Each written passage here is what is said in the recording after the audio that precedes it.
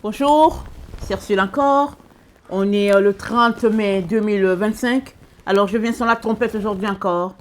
Et je viens proclamer le retour de notre Seigneur Jésus-Christ. Amen, alléluia, soyons tous bénis, soyons remplis de sa joie. Amen. Alors, qui n'est pas assoiffé de paix? Amen, surtout dans le temps dans lequel nous nous trouvons, on aimerait juste avoir de la paix. Et puis, souvent même, on ferme tout parce qu'on ne veut pas entendre des nouvelles qui peuvent, n'est-ce pas, nous déstabiliser. Et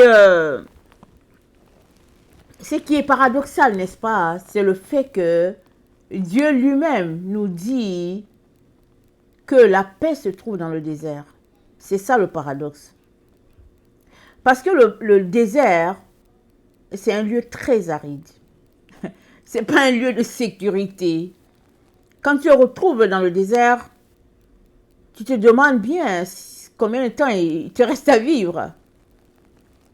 Parce que si on prend juste l'exemple du désert du Sahara, et il suffit juste de regarder comment le soleil frappe sur le sable. Et on n'a pas l'impression qu'il y a âmes qui vivent à ces endroits-là.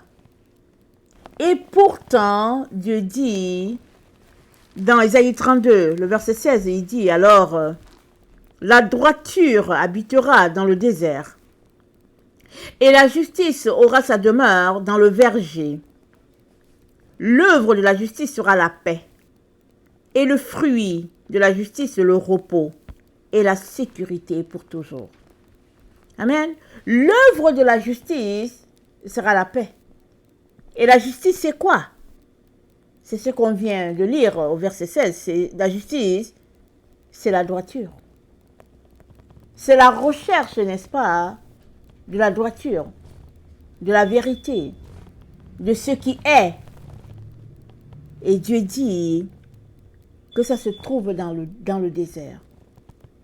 Alors, souvent c'est à ne rien comprendre, n'est-ce pas? Mais pourquoi est-ce que Dieu pointe le désert quand il nous parle de paix? Amen. Alors, il suffit de prendre l'exemple de notre Seigneur Jésus-Christ. Luc 4, c'est dit, une fois qu'il fut baptisé, le Saint-Esprit l'a conduit dans le désert. C'est pas lui-même qui s'est levé pour dire, ok, moi je vais aller dans le désert, je vais jeûner. C'est le Saint-Esprit qui l'a conduit là-bas. Parce que Dieu voulait prendre du temps avec son Fils. Alors, pendant 40 jours, Jésus-Christ était en communion avec Dieu. Et la Bible dit, quand il finit, il eut faim. Et c'est là que le diable est venu pour le tenter. Mais ce n'est pas le diable qui l'a conduit au désert. Ce n'est pas Jésus-Christ lui-même qui a voulu aller au désert. C'est Dieu qui a poussé son Fils à aller dans le désert parce que il voulait lui communiquer tout ce dont il avait besoin pour son appel sur la terre. Alors, dans le désert, il y a des choses qui ne peuvent pas prospérer. Ils ne peuvent pas avancer. Parce que dans le désert, c'est tellement aride que ta nature cherche à vivre. Amen, c'est tellement aride. Alors si c'est spirituel, si c'est le désert spirituel, alors tu vas te mettre à te poser des questions. À chercher à savoir pourquoi est-ce que tu traverses cette zone-là. Et en posant des questions, n'est-ce pas, tu seras poussé à confesser tes péchés. À venir devant Dieu pour lui dire, je te demande pardon pour cette situation. Peut-être que c'est cette situation qui a occasionné le fait que je suis dans ce désert. Alors, on enclenche, n'est-ce pas, avec des peut-être, et puis des peut-être, et puis des peut-être, si bien qu'on se déverse complètement devant Dieu. Et dans le désert, il n'y a pas d'orgueil là-bas. Parce que tu ne sais pas si tu vas vivre. Tu ne sais pas combien de temps il te reste à vivre. Alors, tu ne te préoccupes pas des choses secondaires. tu te préoccupes des choses, n'est-ce pas, essentielles. Et c'est ainsi que tu connectes avec Dieu. Parce que tout ceux-là qui peuvent te distraire, tu n'es pas dedans. Tu viens devant Dieu, chercher sa face pour savoir qu'est-ce qu'il y a lieu de faire pour sortir de là. Et dans le désert, n'est-ce pas, le psaume 119 nous dit « Incline mon cœur vers tes préceptes et non vers le gain. Détourne mes yeux de la vue des choses vaines. Fais-moi vivre dans ta voie. » C'est ça qui se passe dans le désert. Quand on est dans cette période de sécheresse dans le désert, on veut juste vraiment être avec Dieu. Tout le reste, ça ne nous intéresse pas. On dit, on ne veut pas. Notre corps, n'est-ce pas, rejette les autres choses. Parce que l'âme soupire après Dieu, à cet endroit, le désert. Et Dieu dit, c'est l'endroit là où il y a la paix. Il dit, c'est là-bas que tu vas trouver la paix. Pourquoi? Parce qu'il n'y a que Dieu qui aime les déserts. Dieu aime les déserts. Et Dieu attire ses enfants dans les déserts. Alors, tu as la paix parce que tu es avec Dieu. Amen. Alors, dans... Attendez, je tourne mon passage. Dans Apocalypse 12, n'est-ce pas? On nous parle de la femme qui fuit dans le désert. La femme ici, elle représente l'église de Jésus-Christ. Amen. Alors, c'est dit que les conditions sur la terre étaient tellement rudes que pour nourrir la femme, Dieu l'a conduite au désert.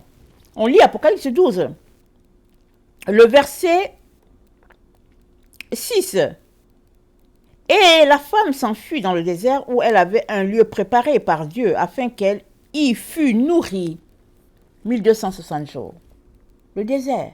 Dieu a préparé un endroit pour que ses enfants qui cherchent sa face ne puissent pas périr, mais qu'ils aient à manger.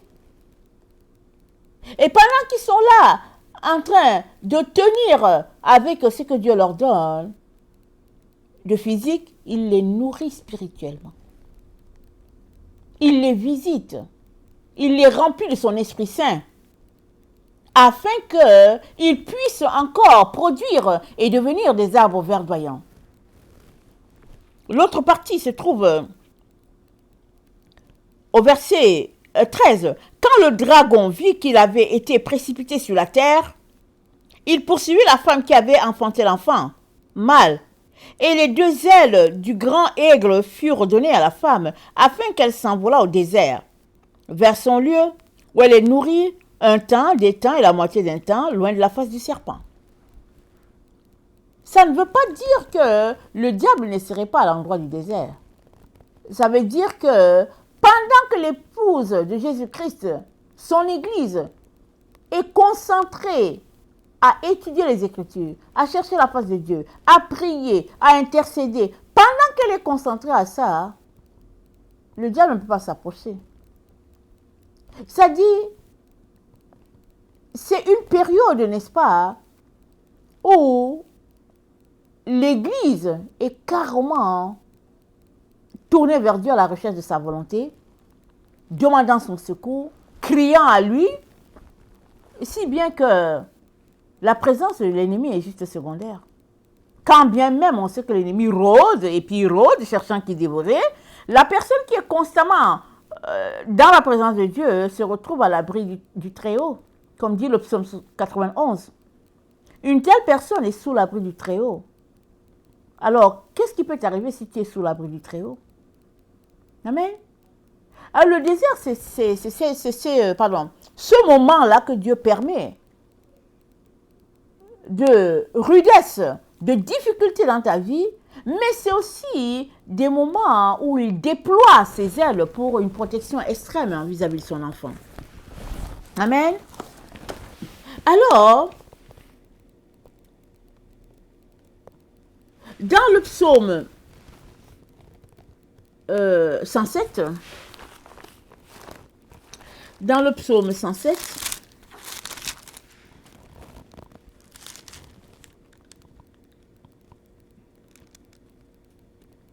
c'est dit, attendez, le psaume 107. Au verset 33, c'est dit, « Il change les fleuves en désert et les sources d'eau en terre desséchée. Le pays fertile en pays salé, à cause de la méchanceté de ses habitants. Il change le désert en étang et la terre aride en source d'eau. » Amen. À cause de la méchanceté des gens, Dieu change les fleuves en désert. Alors, ceux-là, n'est-ce pas, qui aiment la vie facile, fuient les déserts. C'est Dieu qui change. Il change les temps. Il met ça en désert. Et les personnes qui n'aiment pas, n'est-ce pas, la face de Dieu, vont fuir ces endroits-là parce qu'ils aiment la facilité. Et c'est là que Dieu envoie ses enfants dans le désert. Il dit, ok, les autres sont partis. Il les éloigne. Là, il dit, ils sont partis parce qu'ils n'aiment pas les endroits arides. Ils sont partis. Il dit, bon, moi, j'ai le temps avec mes enfants. Mes enfants n'ont aucun problème. Peu importe l'endroit où ils sont, si je suis là, mes enfants sont aussi là. La terre appartient au Seigneur. Le désert lui appartient. Rappelons-nous ce qui s'est passé avec Pharaon et puis Moïse et le peuple de Dieu. Pharaon ne voulait pas laisser aller le peuple de Dieu pour qu'ils aient adoré Dieu dans le désert. Mais le peuple de Dieu n'avait aucun endroit où l'adorer. Parce qu'en Égypte, Pharaon était un dieu. Si tu étais en Égypte, tu étais sous l'autorité, n'est-ce pas, de Pharaon, le dieu. Tout ce que le peuple de Dieu faisait, c'était permis par la royauté ou pas. Et quand les jours furent accomplis, Dieu a dit, ça suffit ça. C'est assez. Je veux que mon peuple aille m'adorer moi et moi seul. Et le peuple de Dieu est partout, est parti, tout enthousiaste, parce qu'ils allaient adorer Dieu. N'est-ce pas, ils étaient contents. Qu'est-ce qu'ils se sont imaginés? On ne sait pas ce qu'ils se sont imaginés. Mais ils ont dû être surpris, n'est-ce pas? Parce que dans le désert, ben voilà, c'était la chaleur extrême. Et quand ils ont manqué d'eau, ils ont crié, ils étaient inconsolables. Parce qu'ils ont dit à Moïse, mais au fait, pourquoi tu nous as amenés périr ici? On avait de l'eau en Égypte, mais là on est en train de périr notre bétail. Pourquoi? Parce qu'ils venaient, ils prenaient conscience de leur vérité maintenant. Parce que souvent tu te retrouves dans le désert, tu t'imagines toutes sortes de choses. Ok, bon, je ne sais pas qu'est-ce que tu t'imagines. Tu t'imagines des châteaux, une vie de rêve. Jusqu'au jour où tu viens à ta réalité pour te rendre compte que, tiens, c'est aride, à l'extrême. Et si je ne fais rien pour entendre Dieu, je risque de périr ici. Et Dieu permet des situations comme ça pour que tu sortes de ta zone de confort et que tu cognes à la porte, que tu frappes, que tu appelles, que tu pleures devant lui. Et là, il va venir. Pas parce qu'il aime te maltraiter, mais non, pas du tout. C'est parce que de tes cris, de tes larmes, naîtront, n'est-ce pas, des nations. Amen. Dieu a fait ça comme ça. Tes pleurs, tes larmes vont engendrer des peuples, des nations. Et Dieu aime ça. Il aime les peuples. Il aime les gens, il nous a créés. Alors il s'est dit, ok, puisque eux là, je les laisse en ville. Ils sont très confortables, je leur donne tout ce qu'il faut, ils sont confortables et puis ils ne cherchent pas ma face. Je vais les envoyer au désert. Là-bas, ils vont crier, ils vont crier, ils vont crier. Et puis ben voilà. Et ça va débloquer la voie spirituelle afin que Israël soit alimenté dans le désert. Et que, n'est-ce pas, descendre naisse, n'est-ce pas, le peuple de Dieu. Et que la gloire de Dieu puisse s'étendre sur toute la terre. Amen. Alors, excusez-moi, nous sommes dans le psaume 107, comme j'ai lu tantôt. Au verset 41, c'est dit, « Il relève l'indigent et le délivre de la misère. Il multiplie les familles comme des troupeaux. » Où? Dans le désert. Israël se multiplie dans le désert. On peut s'arrêter pour dire, mais comment? La Bible nous dit, leurs chaussures ne se sont pas usées, ni leurs vêtements. Mais les parents ont péri. Pourquoi? À cause de leur rébellion. Pas parce que Dieu n'était pas capable de prendre soin d'eux, mais à cause de leur rébellion, ils ont péri. Et seuls les enfants sont entrés. Mais au fait, Dieu ne les a pas appelés pour périr, pour qu'ils puissent périr dans le désert. Il les a fait sortir d'Égypte pour, n'est-ce pas, qu'ils aient adoré Dieu et qu'ils puissent expérimenter une vraie relation, une délivrance totale, n'est-ce pas, des ténèbres. Mais Israël avait trop l'Égypte en souvenir. Ils pensaient à leurs concombres, à leur viande, ils pensaient à la chicotte sur leur dos. Mais Dieu les a délivrés de ça. Dieu avait compassion. Il ne voulait plus qu'Israël prenne des bastonnades. Et pour Dieu, ça c'était la chose terrible. Alors il a dit, ok, le meilleur endroit c'est au désert, pourvu qu'ils aient de quoi tenir, de l'eau, la nourriture, c'est l'essentiel. Voilà pourquoi Dieu dit, ne vous souciez pas de ce que vous allez manger. Ne vous souciez pas de quoi vous serez vêtu, de quoi vous serez vêtu. Ça c'est secondaire.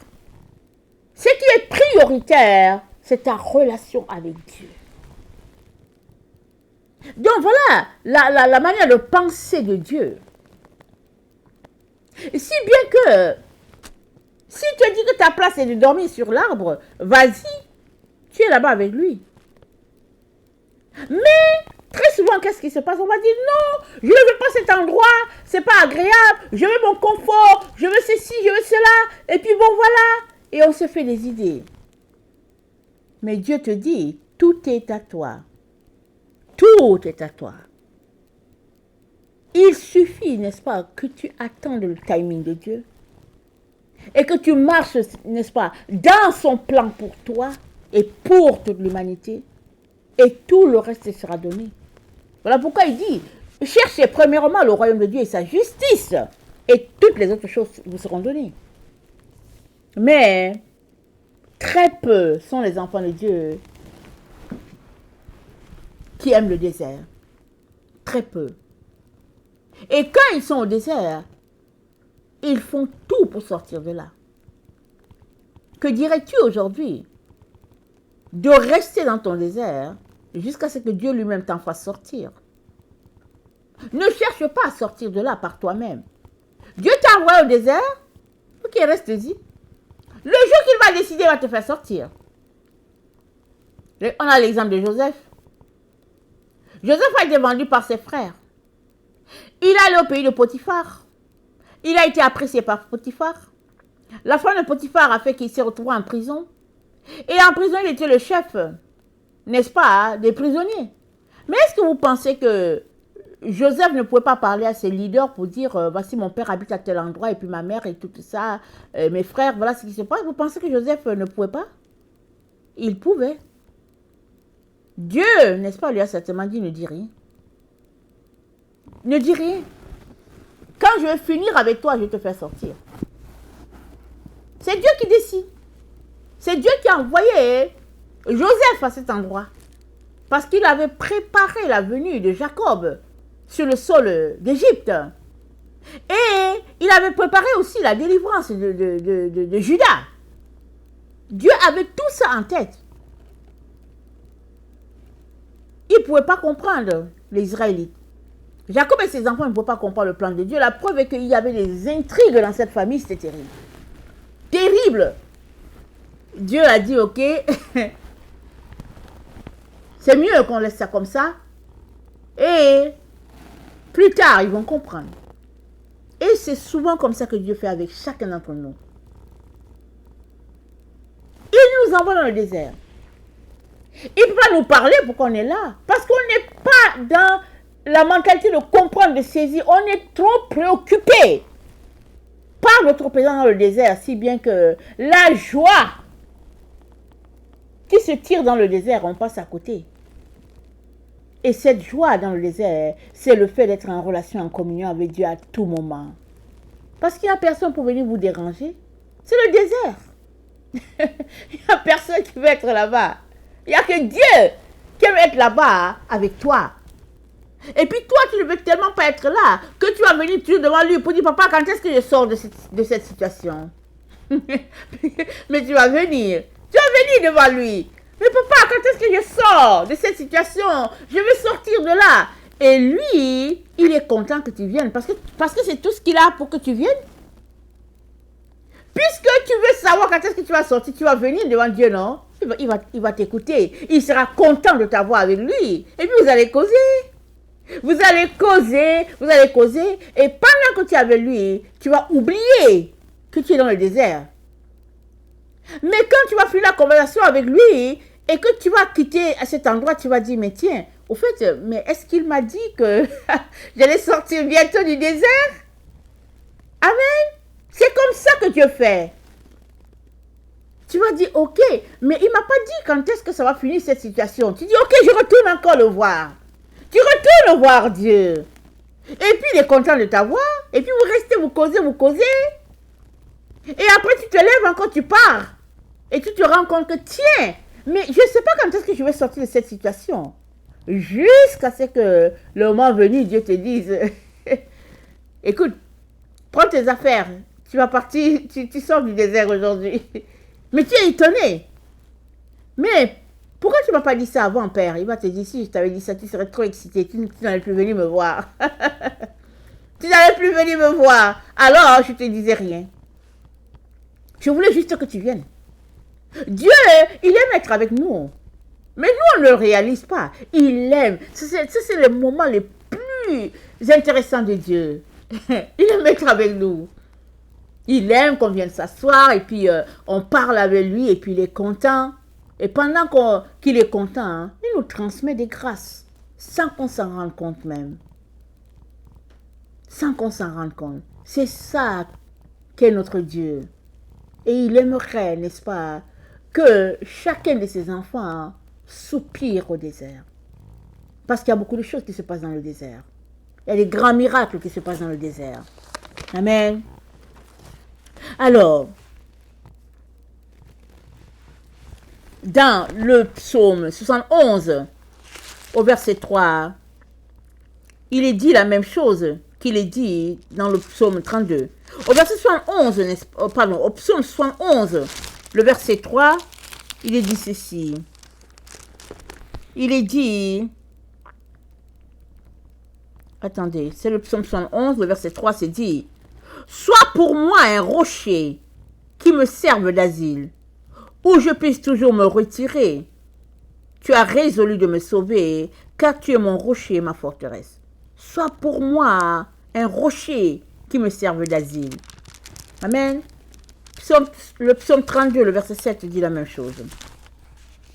Le psaume 32, le verset 7, voilà ce que ça dit.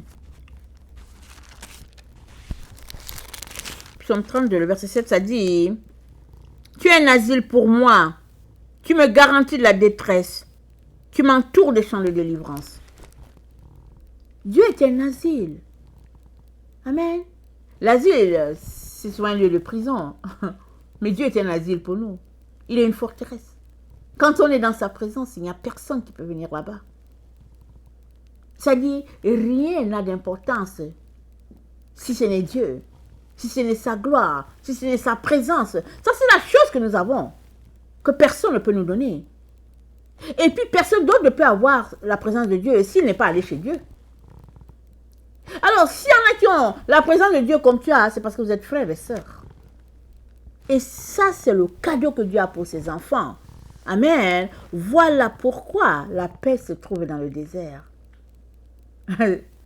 C'est dit, les hommes diront, paix et sécurité sur la terre, et une ruine va s'abattre sur eux. Pourquoi? Parce que leur paix et leur sécurité ne se trouvent pas dans le désert.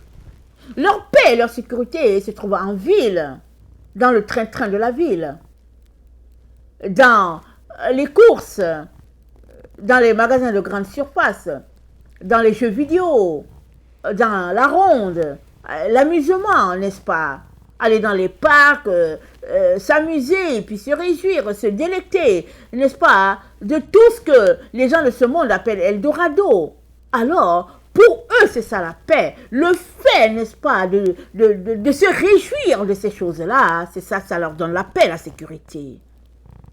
Et Dieu nous dit, une ruine va s'abattre sur tous ceux-là qui pensent, qui voient les choses comme ça.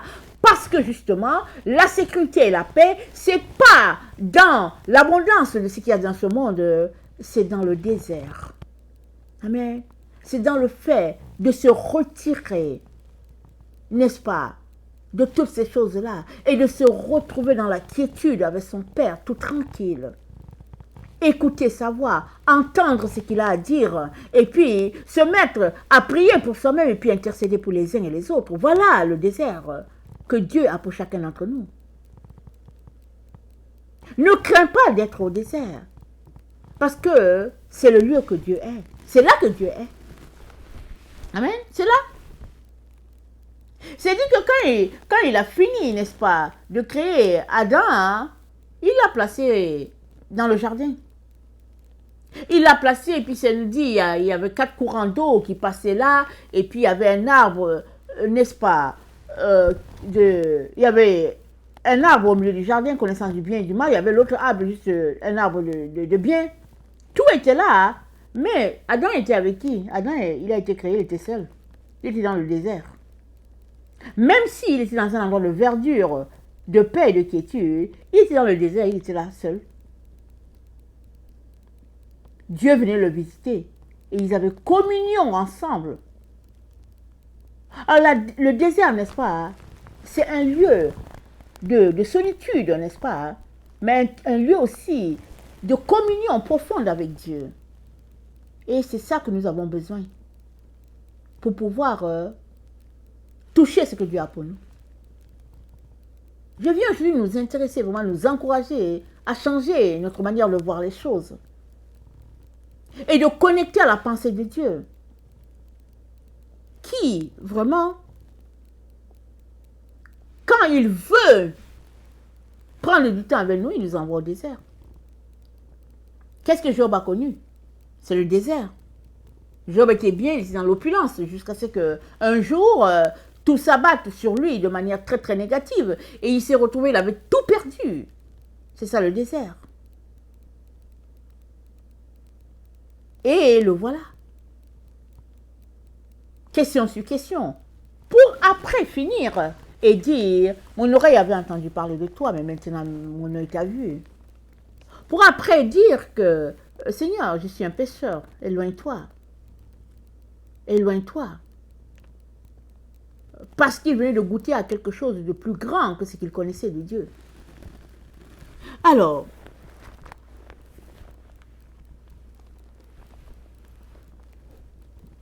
venons, n'est-ce pas, à tous les jours devant Dieu. Soupirer à sa présence. Soupirer à l'Esprit Saint. Alors que nous sommes dans cet état, n'est-ce pas, de sollicitation envers notre Dieu, lui-même va nous propulser dans le désert, celui-là qui est confortable pour nous, afin de nous donner plus.